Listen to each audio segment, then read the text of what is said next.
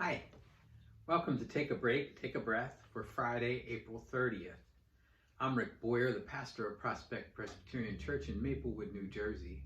And Take a Break, Take a Breath is an invitation for you to pause in all of the busyness of your day and to just breathe for a few minutes, to sit down, stop running around, to focus and center yourself on God who made you and loves you and calls you by name. I've been reading my way through the Gospel of Mark with you, and today we're on Mark 4:26 to 29. In these verses, Jesus tells a parable of a seed that grows, of seeds that grow, not just a seed. A farmer takes and scatters seed on the ground, and he goes to sleep and he rises, and he goes to sleep and he rises, and he goes to sleep and he rises, and the seed grows, and the farmer doesn't know exactly how. But the seed grows. And there's not a lot for the farmer to do, really, except watch it grow. But then comes the day of harvest. And when the day of harvest comes, the farmer takes out his reaping tools to reap the harvest. It's an interesting text. It reminds us, I think, of how much that we do in our faith and in our efforts to live our faith is not the result, it's not all due, the results are not due to our efforts. The results are due to God's grace. We can work really hard on something and it yields little, and we can work a little on something and it yields a lot, and we don't always know the difference. It is all God's grace. And the day of harvest for Jesus and the people of that time would have been a reference to a verse in Joel 3. I think it's the 13th verse, where the harvest is tied to the day of the Lord, the day when all of the efforts, then the fruit of those efforts is revealed. We shouldn't take ourselves so seriously as we try to live out our faith. We should just put it out there, do our best, and let God bring the harvest. Let God do what God is going to do, and let grace abound in the way we live our lives. So if you haven't already done so, I invite you to go to a quiet place in your house and close the door if the room has a door, and settle into a chair and feel the strength and support and comfort of that chair. And take some deep breaths, and as you do so, close your eyes. And as you breathe in the breath of God. And as you breathe out all that separates you from God. As you breathe in the breath of life. And as you breathe out all that does not give you life. As you breathe in God's peace. And as you breathe out all of your worries and fears and anxieties. Keep breathing deeply. In, out. In, out. And imagine that the peace of God spreads over you like the water of a wonderful, clean pond. The water is clear and refreshing. And as it runs over you, it brings renewal and refreshment to your body and peace to you. It brings God's peace. It is like the living water. It seems like it's alive, and it seems like it just gives life to you. Feel it on your feet and your calves and your thighs, this water running over you or washing over you as you sit down into the pond.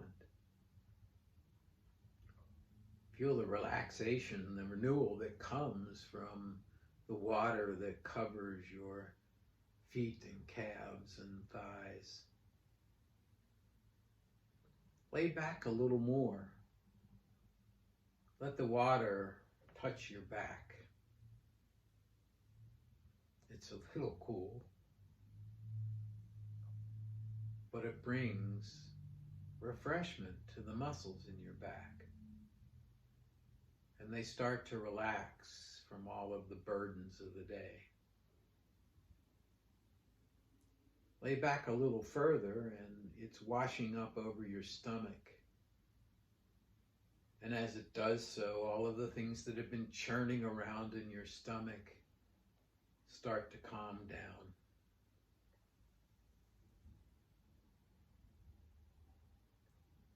Lay back a little more and your chest is under the water. Your breathing stays nice and deep. Your heart rate slows to a resting pace.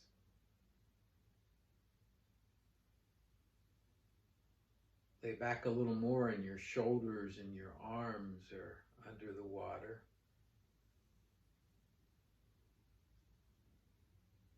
And your shoulders relax and your hands open. Your arms feel refreshed.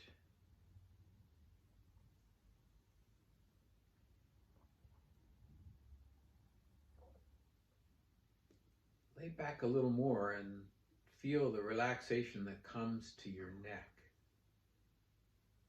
The knots that might have been in your neck from tension throughout the day begin to relax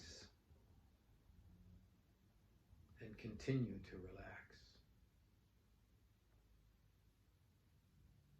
The water washes up over your head.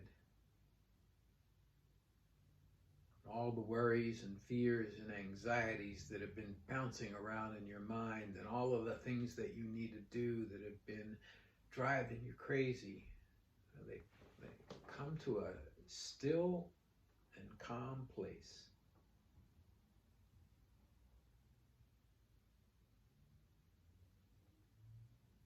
The water comes up over your face and splashes for a little bit. It feels good on your face and it causes you to smile and your jaw to be relaxed.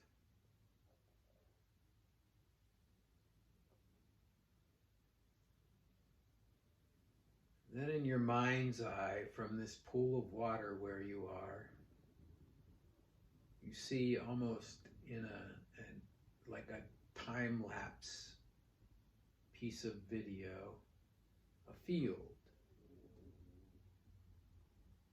where a farmer comes and scatters the seed. And then you see days and nights, and with each day and night, or with each week, you can see growth from the seeds.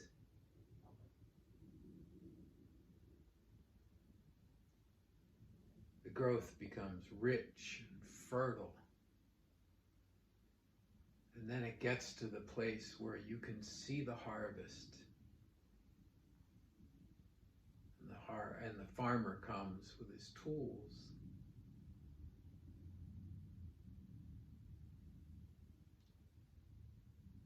And he reaps the harvest.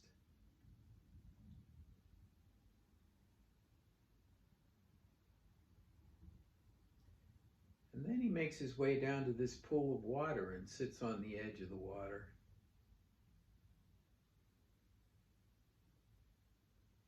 He smiles at you.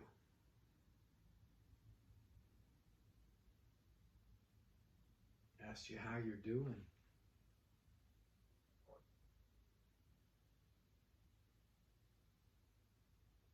And you realize that this isn't just any farmer. This is the great farmer, gardener, God.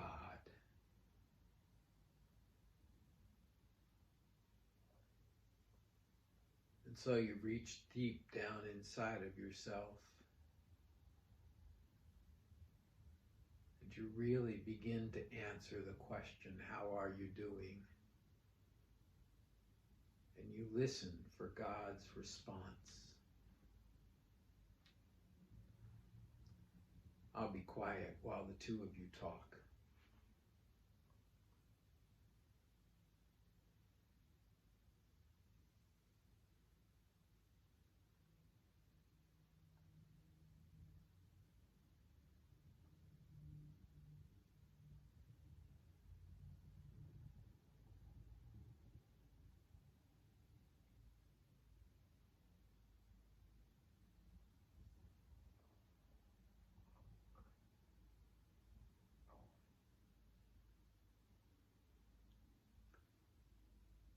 And then the time comes for the conversation to end, and if this isn't enough time, you can just hit pause. And the two of you say goodbye in whatever way is appropriate, given that you're enjoying this water. And he's sitting on the side of the pond or on the side of the pool of water. And then you let that image fade away. And you bring yourself back to the room where you are.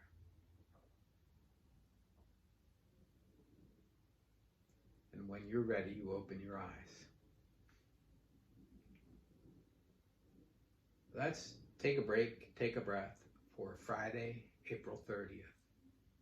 If you have feedback for me, or you want to talk or pray, send an email to rick@prospectchurch.org.